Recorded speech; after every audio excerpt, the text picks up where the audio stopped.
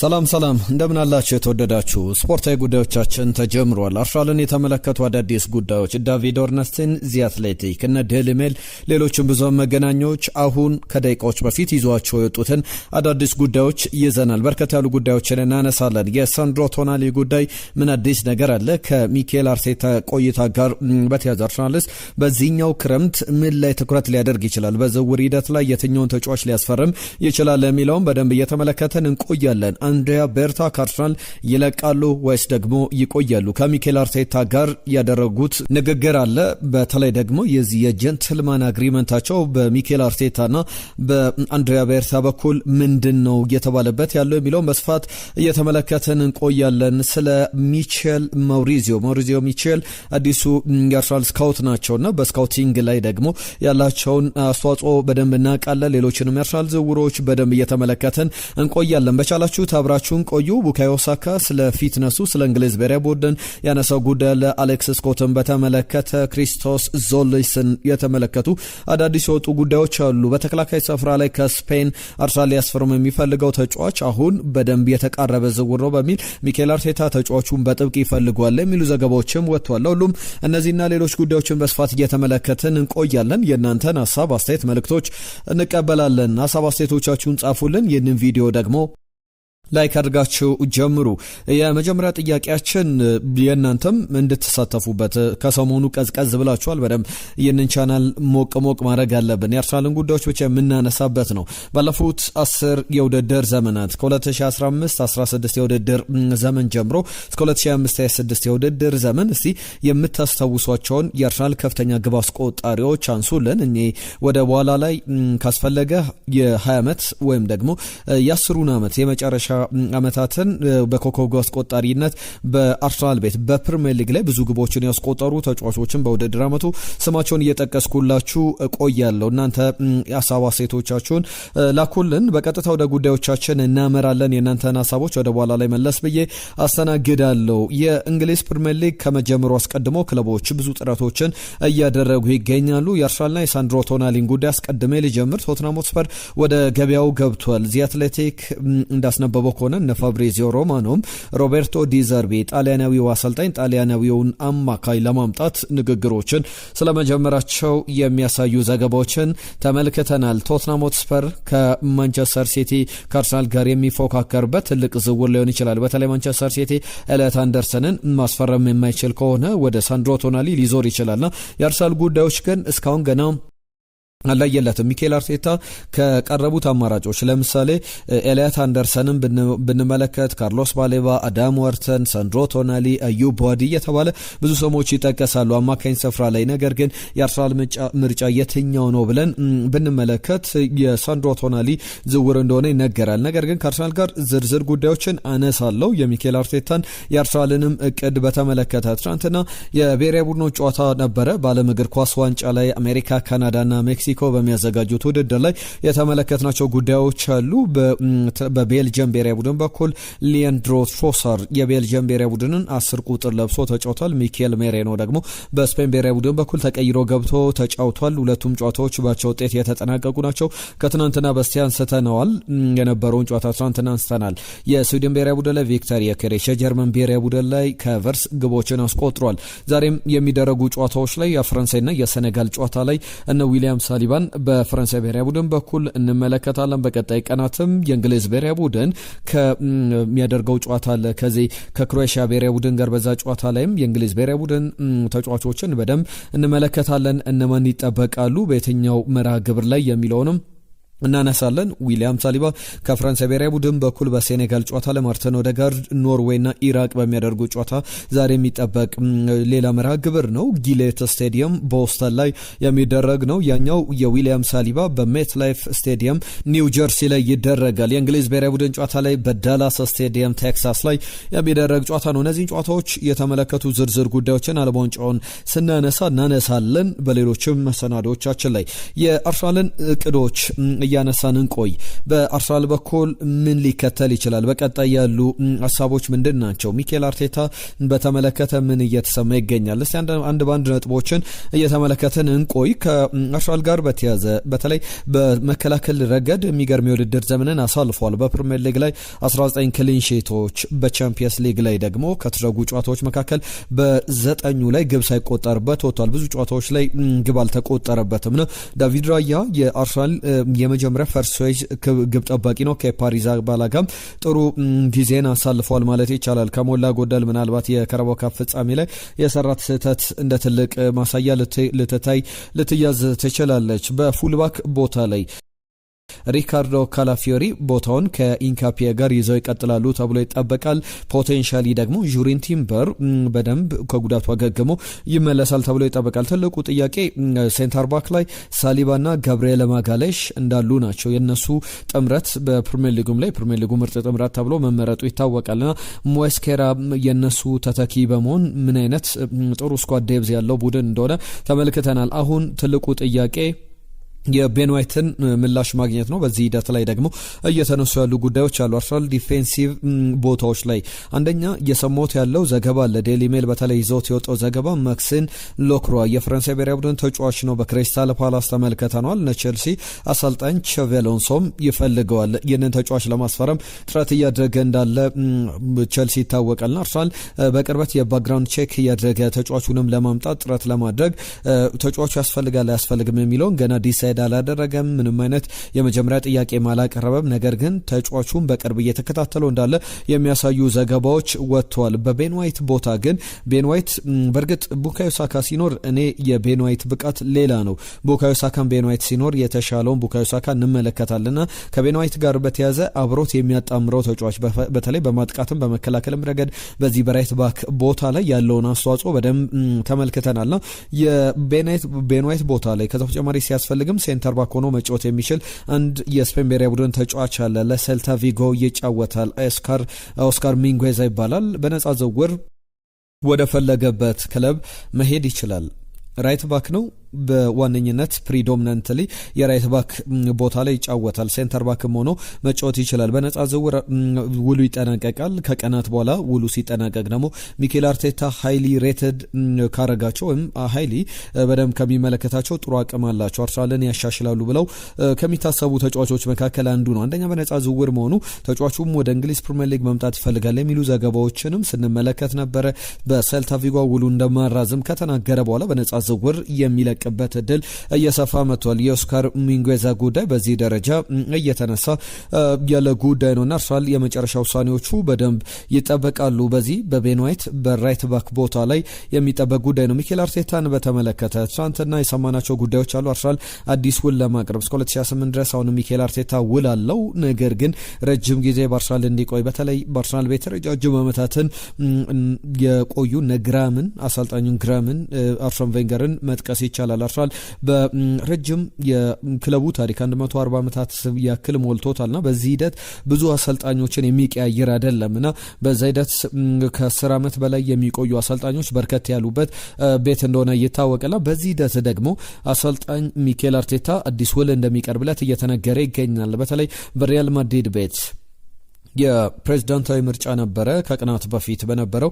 በተጠናቀቀው ፕሬዝዳንታዊ ምርጫ ላይ ተፎካካሪ የነበሩት አንደኛው ሰው ኤንሪኬ ሪኬልሜ ቢሊዮነር ናቸው። እዚህ ሪኒዌብል ወይም ደግሞ ታዳሽ ኃይል ኢነርጂዎች ላይ ሶላር ላይ በደንብ የሚሰሩ ናቸውና ቢሊዮነር ናቸው። በ37 ዓመቱ ወጣቱ ቢሊዮነር ትልቅ አሰልጣኝ ይመጣል፣ ከአሰልጣኙ ጋርም ተነጋገር ያለው ብለው አንዳንድ የምርጫ ቅስቀሳ ጆዜ አይመጡም፣ ሌላ ትልቅ አሰልጣኝ የማትጠብቁት ስምነት ላይ ከኔ ጋር የደረሰ አሰልጣኝ አለ ብለው ነበርና አሁን እየወጡ ያሉ ዘገባዎች እንደሚያሳዩት ከሆነ አርሰናልን ለቆ ሚኬል አርቴታ ወደ ሪያል ማድሪድ እንዲሄድ ይፈለግ ነበር። ነገር ግን ሚኬል አርቴታ ቃሉን አልሰጠም። በአርሰናል ቤት የተገነባው የተጀመረው ዳይናስቲ ያለ ያ ይቀጥላል ተብሎ ይጠበቃል። ብዙ እየተነሱ ያሉ ጉዳዮች አሉ። አንድሪያ ቤርታን በተመለከተ የተሰማናቸው ጉዳዮች አሉ። 2028 ድረስ አንድሪያ ቤርታ በአርሰናል የሚቆዩበት እድል አለና ከረንት ኮንትራታቸው እስኪ እስከሚጠናቀቅ ድረስ ብቻ አይደለም በሳውዲ ክለቦችም በባየር ሙኒክም አንድሪያ ቤርታ ይፈለጋሉ። ነገር ግን ለሚኬል አርቴታ ጥሩ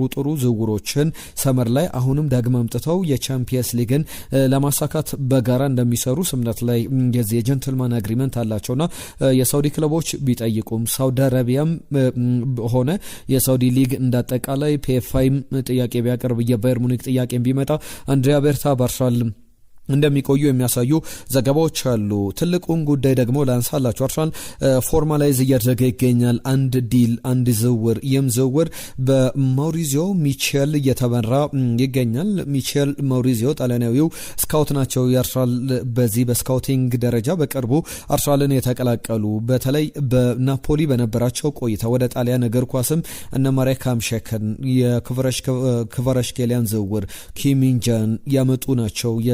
ሌሎችም የኩሊባሊንም ዝውውር ማጠናቀቃቸው ይነገርላቸዋል።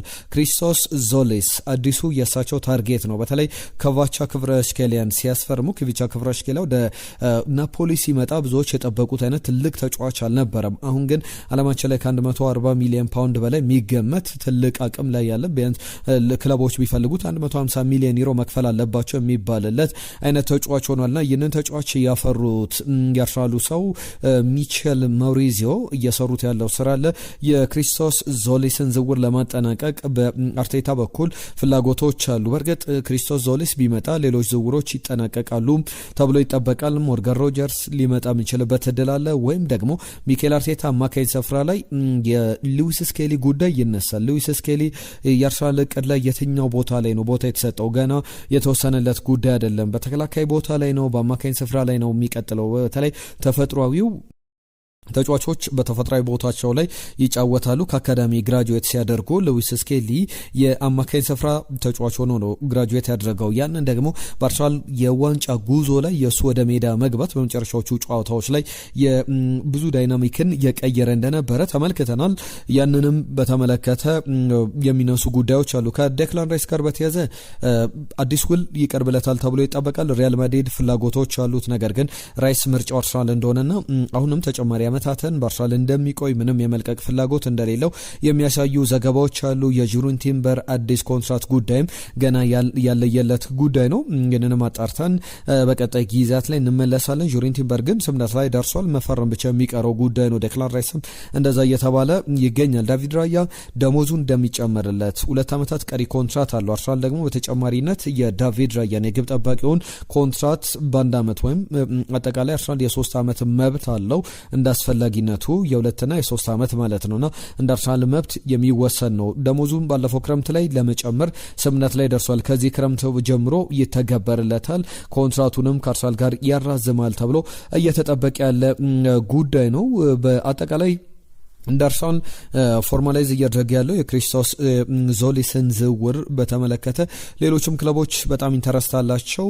ሞርጋን ሮጀርስ፣ ብራድሊ ባርኮላ በዚህ ዝውውር ላይ ስማቸው ይጠቀሳል። እንደ አጠቃላይ የሚደረጉ ድርድሮችም የማርኬቱ ላይ ደግሞ በሴንትራል ሚድፊልደር ቦታ ላይ ያሉ አማራጮችም ይጠበቃሉ። ቅድም እንዳልኩት ነው ሉዊስ ስኬሊ አንደኛው አማራጭ ሆኖ ሊቀርብ ይችላል ወይስ ደግሞ እሱን መተካት ያስፈልጋል በና አዩብ ቡአዴ ሌላው የሚጠቀስ ጉዳይ ነው። ቡአዴ ጋር በተያዘ በትክክል የአርሰናልን ያንን ቦታ መሸፈን የሚችል ጥሩ አቅም ያለው ተጫዋች ነው። ነገር ግን እሱ መምጫው ሰዓት አሁን ነው ወይ ትክክለኛው ጊዜ ነው ወይ የሚሉ ጥያቄዎች በደንብ እየተነሱ ይገኛሉ። የኳሊቲ ችግር እንደሌለበት ይታወቃል። ከዛ ውጪ የአሌክስ ስኮትም ጉዳይ ይነሳል። በአማራጭነት አርሰናል የ2 ዓመቱን የቦርመስ ተጫዋች ይህንን ጉዳዮች እያነሳሁት ያለው ዚ አትሌቲክ ላይ ነው። ዚ አትሌቲክ ሰፊ ትራንስፈር ዲልሽት የሚል አንድ የሚዘግብበት አማራጮች አውትሌት አለው። በዛ አውትሌት ላይ ያነሳቸው ጉዳዮች ናቸው። ዳቪድ ኦርነስቲን በዋነኝነት የአርሰናልን ጉዳዮች ይዘግባል። 22 ዓመቱ ላይ የሚገኘው በብዙ ክለቦች ስካውት እያደረገ የሚገኝ ተጫዋች ነው። ነገር ግን ወደ አርሰናል የሚመጣበት እድል ካለ ሚኬል አርቴታ የበለጠ እየፈለገው ይገኛል። የሚኬል አርቴታን አዲሱ ላንስተናል። ኤንሪኬ ሪከልሜ የሚፈልጉት ጉዳይን ከሆሊዴ ጋር በተያዘም አክቲቭሊ በቀጣይም ለመስራት ፍላጎቶች አሉ። እነዚህ በዋነኝነት እየተነሱ ያሉ ጉዳዮች ላይ አንዳንድ ደግሞ ዝርዝር በጣም ዲቴሎችን የሰማንባቸው ጉዳዮች አሉ። በተለይ የ24 ዓመቱ ክሪስቶስ ዞሊስን በተመለከተ ከሰሞኑ ስዊድንና ግሪክ ያደረጉ ጨዋታ ነበር። በዛ ጨዋታ ላይ ለግሪክ ብሔራዊ ቡድን ሲጫወት ማውሪዚዮ ሚሼል እንዲሁም አንድሪያ ቤርታ በደንብ ሲመለከቱት ነበር፣ ስካውት ሲያደርጉት ነበረ። የኢንተርናሽናል ግሪካዊ ኢንተርናሽናል ተጫዋችን በተመለከተ አሁን በተጫዋቹ በኩል እንደዚህ አትሌቲክ ዘገባ ከሆነ 40 ሚሊዮን ዩሮ ለተጫዋቹ ይከፍላል ተብሎ ይጠበቃል። ነገር ግን አንዳንድ ሰዎች 40 ሚሊዮን ዩሮ ገና ፕሩቭ ላደረገ ተጫዋች መክፈል ተገቢ አይደለም የሚሉ ሀሳቦችን ያነሳሉ። ነገር ግን እኔ ለምሳሌ የኦማር ማርሙሽን ዝውውር ተመልከቱ። ማንቸስተር ሲቲ ለተጫዋቹ ዝውውር 70 ሚሊዮን ፓውንድ አካባቢ ከፍሏል።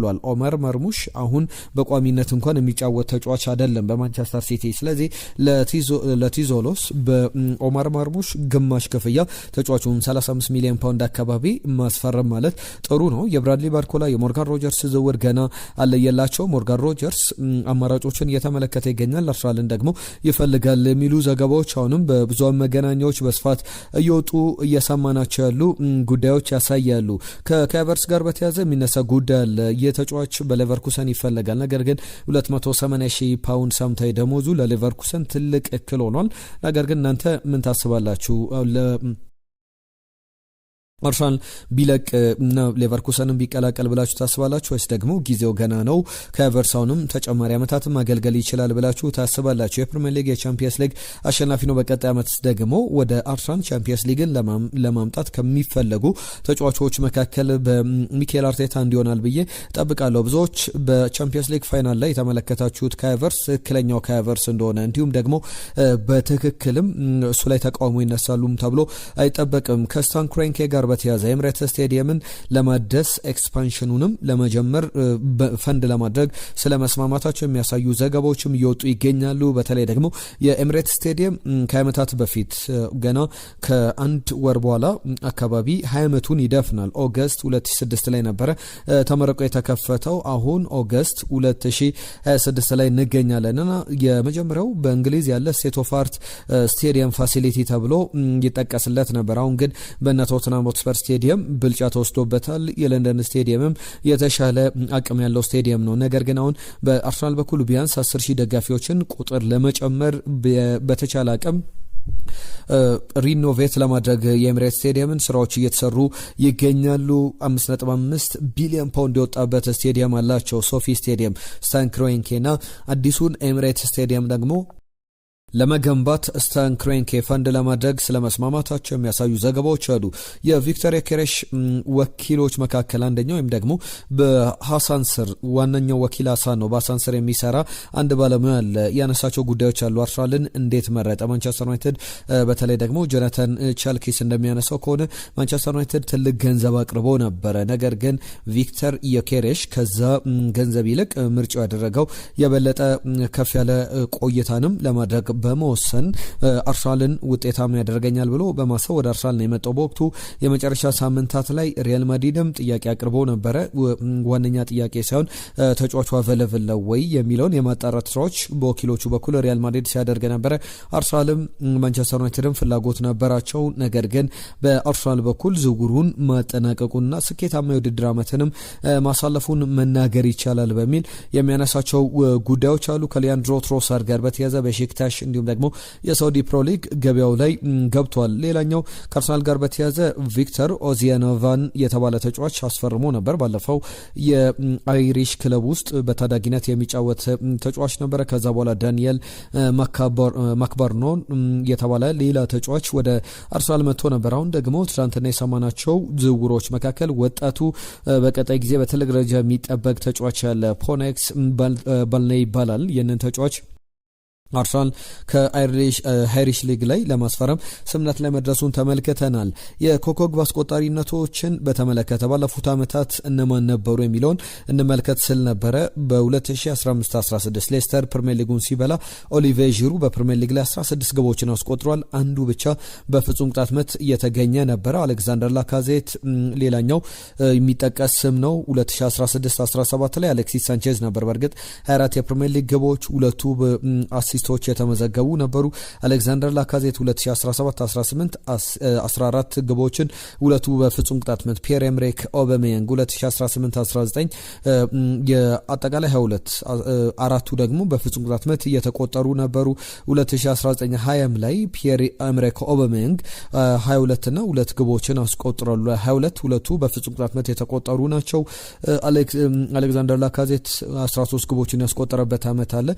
3 ፍጹም ቅጣት ምቶች በአጠቃላይ በ2021-22 የውድድር ዘመን ላይ ቡካዮ ሳካ 2021-22 የውድድር ዘመን ላይ 11 ግቦች ላይ ደርሶ ነበር። ጋብሪኤል ማርቲኔሊ፣ ማርቲን ኦዴጋርድ 2022-23 የውድድር ዘመን ላይ፣ ቡካዮ ሳካ በእርግጥ በዚህኛው የውድድር ዘመን ላይ 14 ግቦችን፣ ሁለቱ ደግሞ ጋብሪኤል ማርቲኔሊና ማርቲን ኦዴጋርድ 15 ግቦችን አስቆጥሮ ነበረ። ቡካዮ ሳካ 2023-24 ላይ ያስቆጠራቸው ግቦች 16፣ የአርሰናልም ከፍተኛ ግብ አስቆጣሪ ነበረ። በቅርብ ዓመታት በጣም ዝቅተኛ የሚባለው ከሀቨርስ 2024-25 ላይ 9 ግቦችን አስቆጥሮ ያጠናቀቀበት ነበረ። ምንም ፍጹም ቅጣት ምት አላስቆጠረም። 2025-26 በተጠናቀቀው ውድድር ዘመን አርሰናል የፕሪሚየር ሊግ ዋንጫ ሲበላ ደግሞ ቪክተር ዮኬሬሽ 14 ጎሎችን፣ 3ቱ ደግሞ በፍጹም ቅጣት ምት የተቆጠሩ ግቦች እንደነበሩ ይታወሳል። አየነው ሙሉዓለም ትናንት የጻፈልን መልእክት አለ። ሰላም ምርጦች፣ አርሰናል ቧዴን የሮማውን አማካኝ መኑኮኔን ማስፈረም ቢችል የተሻለ የአማካኝ ጥምረት ይኖረዋል። ምነው አርሰናል የፊት መስመሩን ዝውውር ጉዳይ አቀዘቀዘው ብሏል። ከአርሰናል ጋር በተያዘ በፊት መስመር ላይ በተለይ እስካሁን በትኩረት እየሰራባቸው ያሉ ጉዳዮች አሉ። የክሪስቶስ ዞሊስ ጉዳይ በዋነኝነት የጀርሚ ሞንጋ ዝውውርም አለ። ነገር ግን በአርሰናል በኩል አሁንም የመጨረሻ ማጠናቀቅ ፋይናል ስራዎችን በሌሎች ክለቦች ከመነጠቁ በፊት መስራት አለበት። ለምታቀርቡልን መረጃ ከልብ እናመሰግናለን ብሎናል። ሁሴን የጻፈልን መልእክት ነው። እኔ ምርጫዬ አዩብ ቧዴ ነው። የእሱን አይነት ተጫዋች ማላይ ፈጽሞ የለንም። እሱን ሳይ ሻቪ ሄርናንዴዝ ነው የሚያስታውሰኝ ብሏል። መቻል ቦጋለ ኬፕ ቨርዴ ያምራል፣ አፍሪካ በዚሁ ቢቀጥል ደስ ይላል። መቻል ነኝ ካረር ብሎናል። ስለ ኬፕ ቨርድና የዓለም ዋንጫ ጨዋታ ከስፔን ብሔራዊ ቡድን ጋር ያነሳው ጉዳይ ነው። ዳዊት ዴቭ ከቁመቱ ከጨዋታ አነባበቡ እንዲሁም ለአፍሪካ ቢጫወትም ራይስን 100% መተካት ይችላል።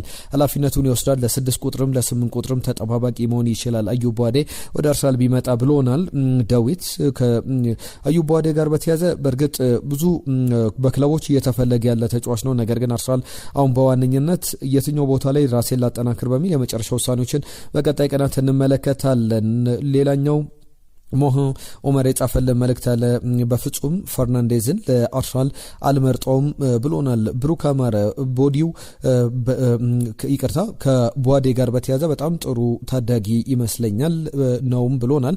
አቤል አዩብ ቧዴ አይመጥንም ለፕሪሚየር ሊግ፣ ከዛ ውጪ ማቲያስ ፈርናንዴዝ ፕሪሚየር ሊጉንም ስለሚያውቀው እሱ የተሻለ ይመስለኛል የሚል አሳቡ ልኮልናል። በእምነት ጥበቡ ዌልካም ብለናል። እንኳን ደህና መጣችሁ ብለናለች። ከልብ እናመሰግናለን። ሁላችሁንም ስለጻፋችሁልን መልእክት ከልብ እናመሰግናለን። አዳዲስ ጉዳዮችን ይዘን ደግሞ እንመለሳለን። ከአርሰናል ጋር በተያዘ የሚነሱ የዝውውር ጉዳዮች አሉ። ዳቪድ ኦርነስቲን የንቲዞሎስ ጉዳይ፣ የክሪስቶስ ዞሊስ ጉዳይ በቋሚነት አርሰናል ተጫዋቹ ለማስፈረም ፎርማላይዝ የሆነ ጥያቄ ማቅረቡን የሚያሳዩ ዘገባዎችን ተመልክተናል። ሌሎችም ድርድሮች በቀጣይ ሰዓታት ላይ ይደረጋሉ ብለን አዳዲስ ጉዳዮችም ይወጣሉ ብለን ተስፋ እናደርጋለን። በአዳዲስ ጉዳዮች በኢትዮ አርሰናል ቻናል ላይ ዳግም እንመለሳለን። ይህንን ቪዲዮ ላይክ አድርጋችሁ እንደጀመራችሁ ተስፋ እናደርጋለን። ሼር፣ ላይክ፣ ሰብስክራይብ አድርጉልን።